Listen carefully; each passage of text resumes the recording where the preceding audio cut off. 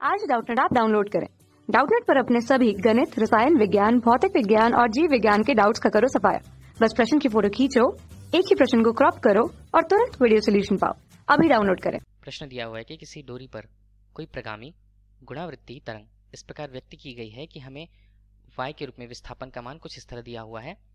x और t का जो फलन है 7.5 साइन 0.005 x धन 12 t धन पाई अनुपात 4, जहां x के मान 1 सेंटीमीटर तथा t 1 सेकंड पर बिंदु का विस्थापन तथा दोलन की चाल हमें ज्ञात करनी है। पूछा भी यह गया है कि क्या यह चाल तरंग संचरण की चाल के बराबर है।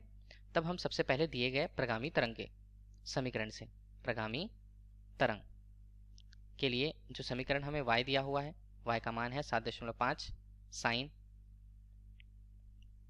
0.x धन 12 t धन पाई अनुपात 4 जो हमें मान दिया हुआ है।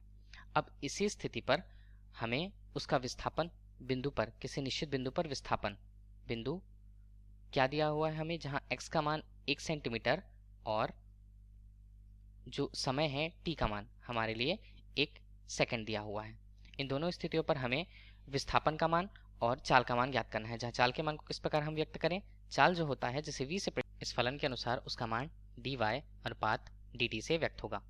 मान को रखें तो v बराबर d अनुपात dt, इसका मान 7.5 साइन 0.005 x 12 t धन पाई अनुपात 4 से मान व्यक्त होगा। उसे यदि अवकलित करें 7.5 12 का मान चूंकि बाहर आएगा t से संदर्भित होने के कारण, इसका मान cos 0.005 x धन 12 t धन पाई अनुपात 4। इस प्रकार हम उसके लिए, उस तरंग के लिए उसकी चाल का समीकरण भी प्राप्त कर लिए हैं।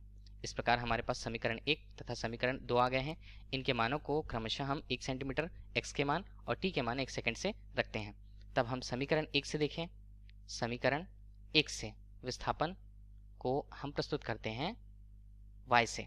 y का मान हमारे लिए क्या आने वाला है 7.5 साइन, उनके मान हैं 0.005 x के रूप में इसका मान हमने 1 धन 12 t के रूप में हमने इसका मान 1 और यहाँ पर पाई अनुपात 4 लिया।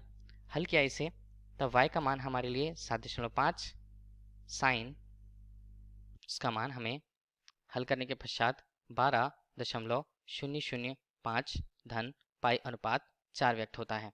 यदि इसे इसी रूप में लिखें अर्थात रेडियन के रूप में ही लिखें, तब इसका मान साइन 7.5 और इसका मान लगभग 12.79, चूंकि अंदर रेडियन है रेडियन के रूप में प्रस्तुत होगा। साइन के रेडियन मान को यदि हम हल करें तो y के रूप में हमारे पास मान 7.5, साइन के उस मान के लिए इसका मान 0.225 और y का मान हमारे लिए 1.687, चूंकि विस्थापन सेंटीमीटर में था, सेंटीमीटर के रूप में प्राप्त होता है। अब इसी तरह हम इसी स्थिति के अंतर्गत समीकरण 2 से देखें तो समीकरण 2 में हमें क्या निकालना है, समीकरण 2 में हमें चाल निकालनी है। समीकरण 2 से चाल के रूप में उसका समीकरण क्या होगा, चाल जिसे हम v से प्रेषित कर रहे हैं उसका मान है समीकरण इस पर 7.5 गुणा 12 7.5 गुणा 12 कॉस, मानों को यदि रखें 0.005 गुणा 1 धन 12 गुणा 1 धन पाई अनुपात 4। हल करते हैं आगे। अंदर का मान जो हमें वही प्राप्त होने वाला है। ऊपर यदि इसे हल करें 90 कॉस, इसका मान जो कि 12.005 धन पाई अनुपात 4 से उसी तरह प्रतीत होने वाला है। v का मान यदि हम निकालें 90 कॉस, इसका मान भी 12.79 रेडियन पे प्रस्तुत होगा। इसके मान को हल करें तब v का मान हमारे लिए अंतिम रूप से 90 गुणा 0.9744, जो कैलकुलेटर की मदद से हम इसका मान निकाल सकते हैं। तब v का अंतिम मान, चाल का अंतिम मान हमारे लिए 87.7, चूंकि दूरी थी विस्थापन था सेंटीमीटर में और यह हमें सेकंड पर दिया हुआ है, तब हम इसके मान को सेंटीमीटर प्रति सेकंड पर ले सकते हैं। अब यदि हमें विभिन्न स्थितियों पर जब मान प्राप्त हो गए हैं जहां पर इसका मान 1 और 1 की स्थिति में क्रमशः x और t पर प्रस्तुत हुए थे वेग के मान, और इसी समय विस्थापन का मान 1 और 1 पे जब हमें प्रस्तुत हुआ है, इसी तरह यदि हम इसकी तुलना मानक समीकरण से इसकी तुलना हम करते हैं y बराबर a साइन k x धन v t धन फाई के रूप में। अब चूंकि यह समीकरण हमें दिख रहा है, इस समीकरण के आधार पर हम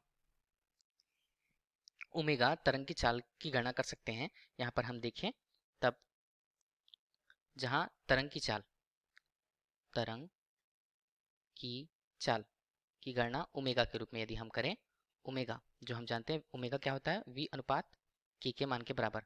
v का मान जहां हमें प्रश्नानुसार 12 दिया हुआ है 12t के रूप में, और k का मान 0.005 हल करने के पश्चात जिसका मान 2.4 गुणा 10 की घात 3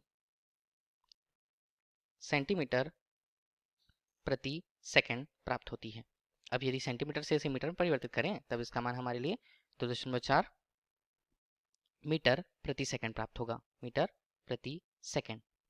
अब यह तो हमें ओमेगा का मान तरंग की चाल के रूप में ज्ञात हुआ।